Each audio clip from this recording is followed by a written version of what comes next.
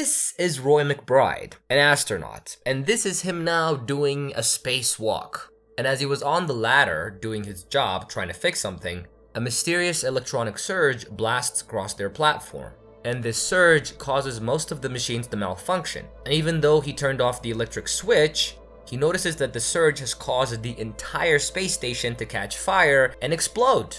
And since he didn't want to die with the rest of his colleagues, he lets go of the ladder and free falls back down to Earth. After parachuting down and staying home for a couple days, Roy notices that the surge is not stopping and is causing a lot of electrical interference on Earth. He gets invited back to the office, and his superiors tell him what's really going on. They tell him that the surge is coming from the planet Neptune, and that it's actually getting stronger as it reaches Earth. And then they ask him about the Lima project. The Lima project was the first manned mission into outer space, and the commander of the project was Clifford Mcbride, Roy McBride's father. The project was actually abandoned, and no outer space projects have been carried out after the Lima project because the ship disappeared about 16 years ago and no data was recovered, and everybody on the ship was assumed dead. Roy's superiors ask him more about his father and how he felt after he knew that his father died, and they even show him a photo of his father. And if you notice, this is the same actor from Space Cowboys. This time his name is Clifford Mcbride, and the photos that you see here of Clifford Mcbride are actually from Space Cowboys. And that's very interesting, isn't it? And on this movie, Roy knows that his father died and disappeared into space 16 years ago, but did he really? Roy's superiors tell him that they think that his father might actually be alive near Neptune, and that they want him to travel on this secret mission to go to Mars and send a message to his father, a very personal message, because they believe that his father, who was studying antimatter, is somehow related to the cause of the surge that's causing a lot of chaos back on Earth. And as he was doing his psychological evaluation, getting ready to go on the mission, he meets Colonel Pruitt. Oh wait, that's the same guy on Space Cowboys. But on that movie, his name was Jerry O'Neill, and that's pretty much the only difference. He was friends with his father, even on this movie on AD Astra. So is AD Astra low-key a sequel to Space Cowboys?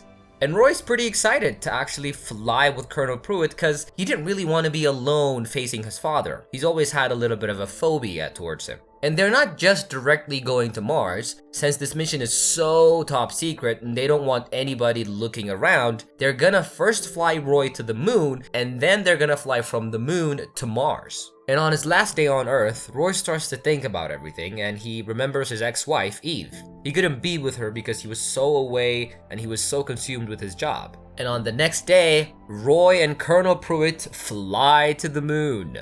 And when they get to the moon, apparently there was a squabble amongst the nations that inhabited the moon. All of them were fighting over territory, and each country didn't know where their jurisdiction ended, so they wanted resources, and it's a bit of a war zone out there. So they take a bunch of security with them as well. Things were going well at first as they were on their rover headed to the Mars station, but they get ambushed a little later by a bunch of pirates, and most of their security dies. And as Roy and Colonel Pruitt were the only ones left on the rover, they fall off this giant cliff, and because the moon's gravity is relatively lower than Earth's, they make it down safely.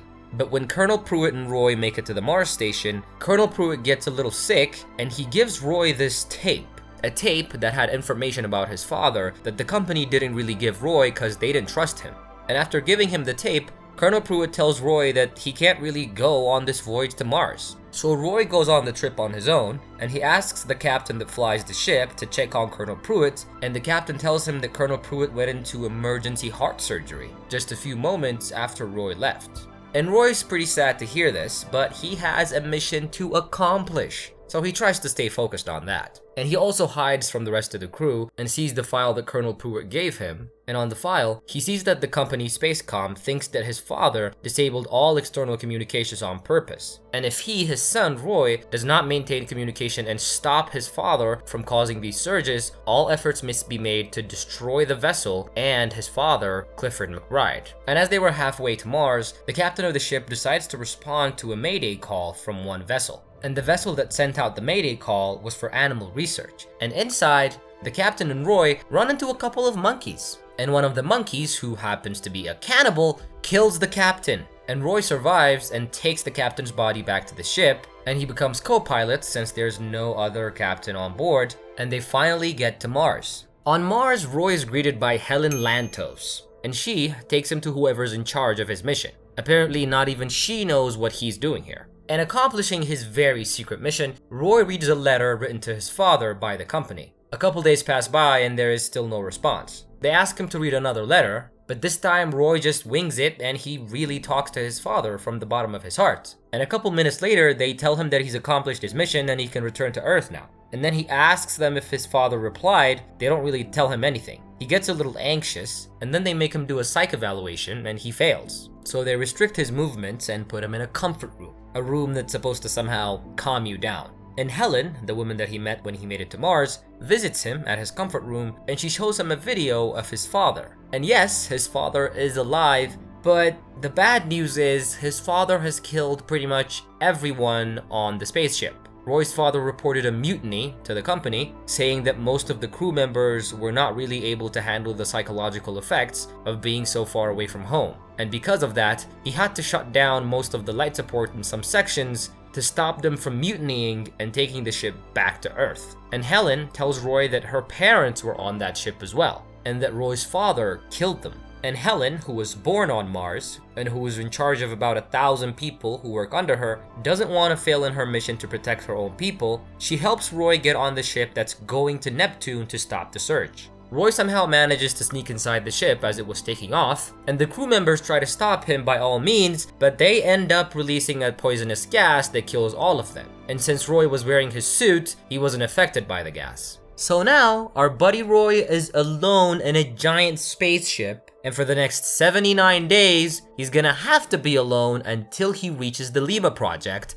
and destroys the entire station. And for the next days, weeks, and months, Roy starts contemplating confronting his father. He starts to think about his life and what he left behind. He starts to think about his ex-wife and what they could have had and how he ruined so many things. And the conditions in space and zero gravity were really affecting his body. But in 79 days, he manages to keep himself together and he finally gets to the Lima project. He takes the very big bomb that he's going to use to destroy the Lima project, gets inside a little shuttle, and he gets on the Lima project spaceship. And as he was setting up the bomb, he sees his father. His father tells him that they kept going for as much as they could, but some of his loyal crew members themselves also lost their minds. And they are the ones that did something to the ship that's now releasing these surges that could destroy all life in the solar system. His father looks weak. Even though he claims that he has his wits together, it's obvious that psychologically he's crumbling. And Roy tries to calm him down, holds his hand, and tells him that he's gonna take him back to Earth. Clifford at first rejects his offer,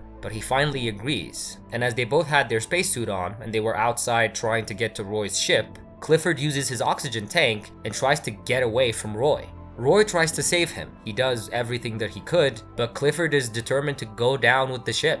He basically wants to die in space. And Roy doesn't want to let go, but his father, Clifford, begs him to unhook the rope that ties them together. And Roy, after looking into his father's eyes for the last time, unhooks the rope. And Roy finally makes it back into his shuttle, and he uses the explosion's push to make it back to Earth. And finally, the explosion does go off, and it does give Roy a bump, and he wakes up inside an escape shuttle back on Earth. And on the last scene, we see Roy taking another psychological evaluation. And here we see that he's very different. He talks about the people that he loves, and how he would like to depend on them for his needs, and how they're very essential to his life. And then after, we see him in a cafe waiting for someone. And then we see his ex-wife Eve outside the cafe. And in this scene, we see that Roy has finally realized the secret to life. And the secret is to keep your family and your loved ones close to you.